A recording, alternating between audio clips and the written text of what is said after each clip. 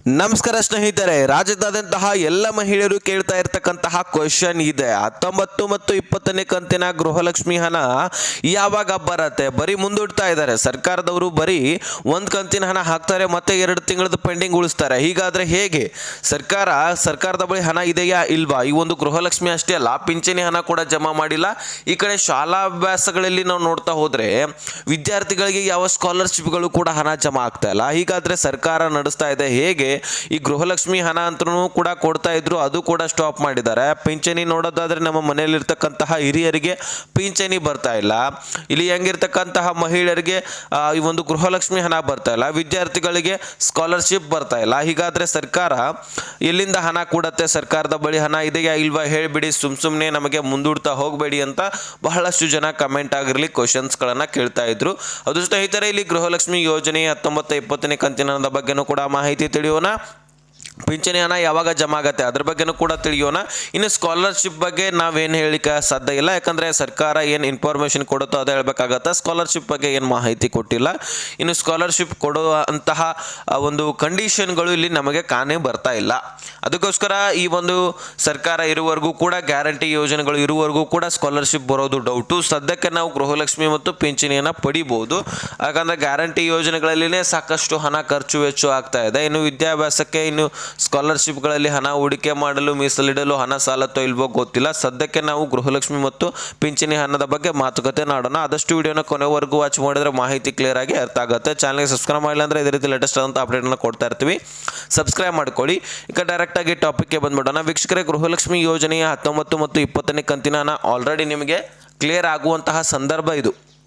ಇನ್ನೂ ನಿಮಗೆ 19ನೇ ಕಂತಿನ ಹಣನೇ ರಿಲೀಸ್ ಆಗಿಲ್ಲ ಅಂದರೆ ನೀವು ಕೇಳುವಂತಹ ಕ್ವಶನು ನಿಜ. ಈಗ ಸದ್ಯಕ್ಕೆ ನೀವು ಕೇಳ್ತಕ್ಕಂಥದ್ದು ನಿಮಗೆ ಈಗ ನೋಡಿ ಹಣ ಇಲ್ಲ ಸರ್ಕಾರದ ಬಳಿ ಅಂತ ಅಂತೀರಿ. ಸೊ ಅದು ಈಗ ನಿಜ ಅನಿಸ್ಬಿಡುತ್ತೆ ಆಟೋಮೆಟಿಕ್ಕಾಗಿ. ಪ್ರತಿಯೊಬ್ಬರಿಗೂ ಕೂಡ ಹಾಗೆ ಅನಿಸುತ್ತೆ, ನಿಮಗೂ ಕೂಡ ಹಾಗೆ ಅನಿಸಿದ್ದೀರಿ. ಸೊ ನೀವು ಕೂಡ ಅದೇ ರೀತಿ ಕೇಳ್ತಾ ಇದ್ರಿ. ಆದರೆ ನೀವು ಒಂದು ವಿಷಯ ತಿಳ್ಕೊಳ್ಬೋದು, ಮಹಿಳಾ ಮತ್ತು ಮಕ್ಕಳ ಕಲ್ಯಾಣ ಇಲಾಖೆದೇ ಆದಂತಹ ಸಾಕಷ್ಟು ಕೆಲಸ ಕಾರ್ಯಗಳಿರ್ತವೆ. ಅವುಗಳನ್ನೆಲ್ಲನೂ ಕೂಡ ಮುಗಿಸಿ ನಿಮಗೆ ಕೂಡ ಗೃಹಲಕ್ಷ್ಮಿ ಹಣ ಕೊಡಬೇಕಂದ್ರೆ ಒಂದು ಸ್ವಲ್ಪ ಟೈಮ್ ತೊಗೊಳುತ್ತೆ.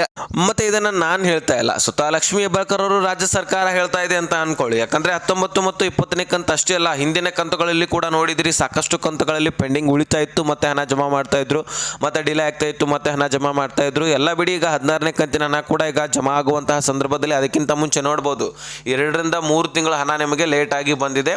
ನೆಕ್ಸ್ಟ್ 16, 17ನೇ ಕಂತಿನ ಹಣ ಹಾಕಿದ್ರು, ಮತ್ತೆ ಡಿಲೇ ಆಯಿತು, ಮತ್ತೆ 18ನೇ ಕಂತಿನ ಹಣ ಹಾಕಿದ್ರು, ಈಗ ಮತ್ತೆ ಡಿಲೇ ಆಗ್ತಕ್ಕಂಥದ್ದು. ಈಗ 2 ವಾರಕ್ಕಿಂತ ಹೆಚ್ಚಿನ ದಿನಗಳು ಲೇಟ್ ಆಗಿದೆ, ಇನ್ನೂ ಕೂಡ ಹಣ ಜಮಾ ಆಗ್ತಾ ಇಲ್ಲ ಅಂದರೆ ನಿಮ್ಗೆ ಅನ್ಕೊಂಡಿರುವಂತಹ ಸತ್ಯ ಅನಿಸ್ಬಿಡುತ್ತೆ. ಯಾಕಂದರೆ ಸರ್ಕಾರ ಹಣ ಆಗ್ತಾ ಇಲ್ಲ, ಪಿಂಚಣಿ ಕೂಡ ಜಮಾ ಮಾಡ್ತಾ ಇಲ್ಲ ಅಂದರೆ ಇದು ಸರ್ಕಾರದ ಬಳಿ ಹಣ ಇದೆಯಾ ಇಲ್ವಾ ಅನ್ನೋಂಥದ್ದು ಡೌಟ್ ಬರುತ್ತೆ. ಈಗ ಪಿಂಚಣಿ ಹಣ ಆದರೂ ಜಮಾ ಮಾಡಬೇಕಾಗಿತ್ತು, ಅದು ಕೂಡ ಜಮಾ ಮಾಡಿಲ್ಲ. ಯಾಕಂದರೆ ಗ್ಯಾರಂಟಿ ಯೋಜನೆಗಳನ್ನು ತಾವು ತಂದಿರತಕ್ಕಂಥದ್ದು, ಪಿಂಚಣಿ ಹಣ ಕೊಡಬೇಕಾಗಿರುವಂಥದ್ದು ಮೊದಲೇ ಹಿಡ್ಕೊಂಡು ಯಾವುದೇ ಪಕ್ಷ ಬಂದಿದ್ರು ಸಹಿತ, ರಾಜ್ಯ ಸರ್ಕಾರದಲ್ಲಿ ಯಾವುದೇ ಪಕ್ಷ ಆಡಳಿತಕ್ಕೆ ಇದ್ರೂ ಸಹಿತ ಅದನ್ನು ಕೊಡಲೇಬೇಕಾಗಿರುವಂಥದ್ದು. ಪಿಂಚಣಿ ಹಣ ಪ್ರತಿಯೊಬ್ಬರಿಗೂ ಕೂಡ ಜಮಾ ಮಾಡಬೇಕು, ಯಾರು ಎಲಿಜಿಬಲ್ ಇರ್ತಾರೆ ಅವ್ರಿಗೆ ಹೋಗಲೇಬೇಕಾಗಿರುವಂಥದ್ದು.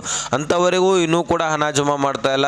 ಸೊ ಬಹಳಷ್ಟು ವೃದ್ಧರಿದ್ದಾರೆ, ವಯಸ್ಸಾದವರು ಇದ್ದಾರೆ, ಅವರೆಲ್ಲರೂ ಕೂಡ ಪಿಂಚಣಿಯನ್ನು ನಂಬಿಕೊಂಡು ಬಹಳಷ್ಟು ಜನ ಇದ್ದಾರೆ. ತಮ್ಮ ಖರ್ಚುಗಳನ್ನು ತಮ್ಮ ಪರ್ಸನಲ್ ಯೂಸ್ಗಾಗಿ ಪಿಂಚಣಿ ಹಣವನ್ನು ಬಹಳಷ್ಟು ಜನ ನಂಬ್ಕೊಂಡಿದ್ದಾರೆ. ಅದೇ ರೀತಿಯಾಗಿ ಅಂಗವಿಕಲರು ಕೂಡ, ಅದೇ ರೀತಿಯಾಗಿ ವಿಧವಾ ಮಹಿಳೆಯರು ಕೂಡ, ಇವರೆಲ್ಲರೂ ಕೂಡ ಪಿಂಚಣಿಗೆ ಅವಲಂಬಿಸಿದ್ದಾರೆ. ಹಾಗಾಗಿ ಪಿಂಚಣಿ ಹಣ ಮುಖ್ಯವಾಗಿ ಮೊದಲು ಜಮಾ ಮಾಡಬೇಕು, ನೆಕ್ಸ್ಟ್ ಗೃಹಲಕ್ಷ್ಮಿ ಜಮಾ ಮಾಡೋದು ನಡೆಯುತ್ತೆ. ಯಾಕಂದರೆ ಗೃಹಲಕ್ಷ್ಮಿ ಯೋಜನೆಗಿಂತ ಪಿಂಚಣಿ ಮೊದಲಿಂದ ಬಂದಿರತಕ್ಕಂಥದ್ದು, ಮತ್ತು ಅದು ಕೊಡಲೇಬೇಕಾಗಿರ್ತಕ್ಕಂಥದ್ದು ಪಿಂಚಣಿಯನ್ನು.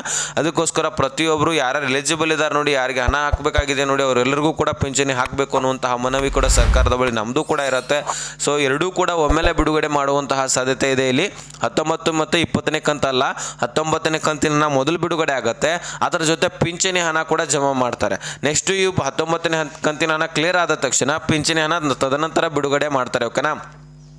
ಸಾರಿ, ಒಂದು 20ನೇ ಕಂತಿನ 19 ಮತ್ತು ಪಿಂಚಣಿ ಜಮಾ ಆಗಿ ಕ್ಲಿಯರ್ ಆದ ತಕ್ಷಣ 19ನೇ ಕಂತು ಕ್ಲಿಯರ್ ಆದಂದರೆ ನೆಕ್ಸ್ಟ್ 20ನೇ ಕಂತಿನ ಹಣ ಕೂಡ ನಿಮ್ಮ ಖಾತೆಗಳಿಗೆ ಬಂದು ಕ್ಲಿಯರ್ ಮಾಡ್ತಾರೆ. ಸದ್ಯಕ್ಕೆ ನಿಮಗೆ ಇದೇ ಒಂದು ವಾರದಲ್ಲಿ 19ನೇ ಕಂತಿನ ಹಣ ಜಮಾ ಮಾಡ್ತಾರೆ. 20ನೇ ಕಂತಿನ ಹಣ ಈ ತಿಂಗಳಲ್ಲಿ ಬರೋದಿಲ್ಲ, ಮೇನಲ್ಲಿನೇ ಬರ್ತಕ್ಕಂಥದ್ದು.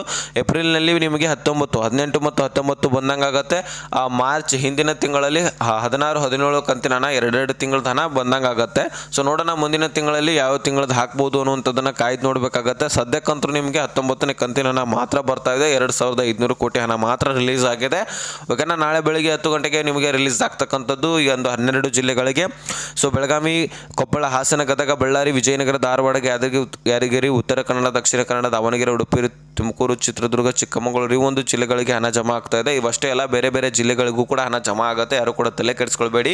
ಬಿಡುಗಡೆ ಆಯ್ತಪ್ಪ ಅನ್ಕೊಳ್ಳಿ, ಒಂದು ವಾರದಲ್ಲಿ ನಿಮ್ಮ ಖಾತೆಗಳಿಗೆ ನಿಮ್ಮ ಹಣ ಬಂದಿರುತ್ತೆ. ಸೊ ನೋಡಿ, ಇದಕ್ಕೆ ಸಂಬಂಧಪಟ್ಟಂತಹ ಮಾಹಿತಿ ಇದಾಗಿತ್ತು. ಏನೇ ಕ್ವಶನ್ಸ್ ಕ್ವೈರೀಸ್ ಕೇಳೋದಿದ್ರು ಸಹಿತ ಡಿಸ್ಕ್ರಿಪ್ಷನಲ್ಲಿ ಇನ್ಸ್ಟಾಗ್ರಾಮ್ ಲಿಂಕ್ ಇರುತ್ತೆ, ಅಲ್ಲಿಂದ ನನಗೆ ಮೆಸೇಜ್ ಮಾಡಿ, ನಾನು ಖಂಡಿತವಾಗ್ಲೂ ನಿಮಗೆ ರಿಪ್ಲೈ ಕೊಡ್ತೀನಿ. ಇಷ್ಟು ಅಪ್ಡೇಟ್ ಸಿಕ್ಕಿದ್ರೆ ನೆಕ್ಸ್ಟ್ ಮಾಹಿತಿ ಸಿಗೋಣ. ಅಲ್ಲಿ ತನಕ ಬಾಯ್ ಬಿಡಿ ಫ್ರೆಂಡ್ಸ್.